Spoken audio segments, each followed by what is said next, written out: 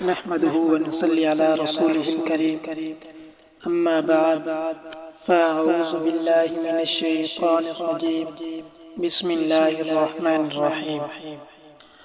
آج کی اس ویڈیو میں ہم بیان کریں گے کہ اگر کوئی شخص خواب میں دیکھتا ہے کہ اس نے توبہ کر لی ہے، زندگی میں وہ گناہ کرتا رہا، اس کو یاد بھی ہے کہ وہ دن میں گناہ کرتا ہے، کبھی مسجد کے قریب تک نہیں گیا، کبھی اس نے کوئی نیکی کا کام نہیں کیا، کبھی اس نے صدقہ نہیں کیا۔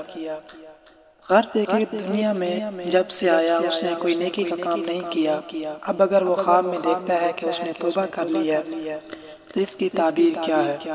آج کی ویڈیو میں ہم اس کی تعبیر بیان کریں گے۔ اس کے علاوہ اگر آپ نے کسی اور خواب کی تعبیر پوچھنی ہو تو وہ بھی آپ ڈسکرپشن میں نمبر موجود ہوتا ہے، آپ اس نمبر پر اپنا خواب واٹس ایپ کر دیں، آپ کے خواب کا جواب آپ کو دے دیا جائے گا، آپ کے خواب کی جو تعبیر ہوگی وہ آپ کو بتا دی جائے گی۔ اب چلتے ہیں ہم ویڈیو کی طرف کہ اگر کوئی شخص خواب میں دیکھتا ہے کہ اس نے توبہ کر لی ہے تو اس کی تعبیر کیا ہے؟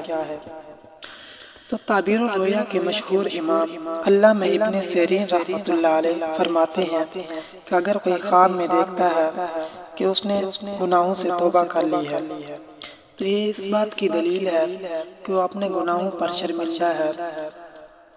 کوئی دن ایسا آئے گا جس دن وہ اپنے گناہوں پر نادم اور اپنے گناہوں پر پشیمان ہو کر مسجد میں جا کر اللہ تعالیٰ کی بارگاہ میں جا کر اپنے گناہوں کی توبہ کرے گا اور اپنے گناہوں کی اللہ تعالیٰ سے معافی مانگے گا اور اللہ تعالیٰ کی خوشنودی کو حاصل کرے گا، اور وہ اس کے بعد ایسے کام کرے گا جو اللہ تعالیٰ کی رضا کا سبب بنیں گے اور اللہ تعالیٰ سے اپنی آخرت کی اچھائی کی امید رکھے گا اور اپنی آخرت کے اچھا ہونے کے لیے دعا کرے گا۔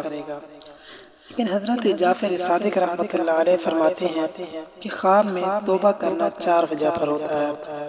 پہلی وجہ گناہوں سے پشیمانی، گناہوں پر شرمندہ۔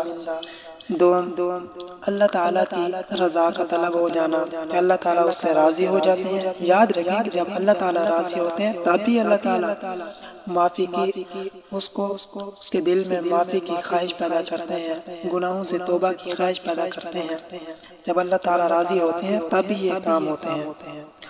سوم یہ ہے کہ تیسری وجہ یہ ہے کہ اس کو آخرت کی طرف آخرت کی یاد آتی ہے کہ آخرت میں میرا کیا بنے گا، تو اس پر وہ اللہ تعالیٰ سے معافی مانگتا ہے اور آخرت کے بارے میں سوچتا ہے۔